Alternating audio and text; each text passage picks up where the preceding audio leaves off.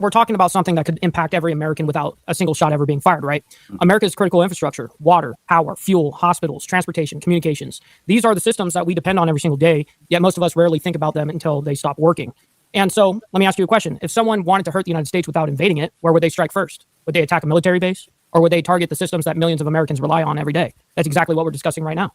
When people hear the phrase, quote, critical infrastructure, it sounds like government jargon, but it's actually pretty simple. Critical infrastructure is everything that keeps society functioning. When you flip on a light switch, when you pump gas, when you turn on your faucet, when an ambulance responds to an emergency, when a hospital performs surgery, those systems all depend on infrastructure that is increasingly connected through technology. And because they're connected, they can also become targets.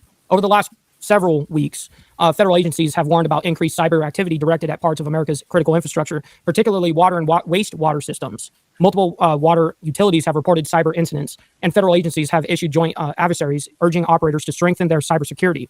It is important to understand something, though. There is no evidence that America's drinking water has been contaminated through these recent incidences. The concern isn't poisoned water. The concern is disruption. If attackers can interfere with the systems that operate pumps, valves, or treatment facilities, they don't necessarily have to destroy anything to create major problems. Sometimes simply interrupting operations is enough. We've also seen reports involving fuel systems, transportation networks, and operational technology used throughout critical infrastructure. Now, not every cyber incident has been publicly attributed to the same group or even the same country. Investigations are ongoing, and it's important not to assume every outrage or technical problem is the result of a hostile cyber attack, which we do get hit on every day. I mean, it's a multiple time thing a day. That's exactly why we separate confirmed facts from speculation. Now, one of the reasons Iran continues to come up in these conversations is because United States agencies have repeatedly warned about Iranian-affiliated cyber actors targeting operational technology used in critical infrastructure. That doesn't mean every incident is automatically connected. It means federal agencies view the threat seriously enough to issue public warnings and guidance. So again, AB was talking about like a scenario, right? So let's walk this scenario. The electrical grid experiences a disruption. Then gas stations suddenly can't pump fuel. Then traffic lights stop functioning. Hospitals switch to emergency generators. Supply deliveries are delayed. Communications become less reliable. Notice something? No single event has to be catastrophic, but because all these systems depend on one another, disruptions can quickly spread. That's what people mean when they talk about the domino effect, which we covered a few episodes ago. One failure leads to another and another and another.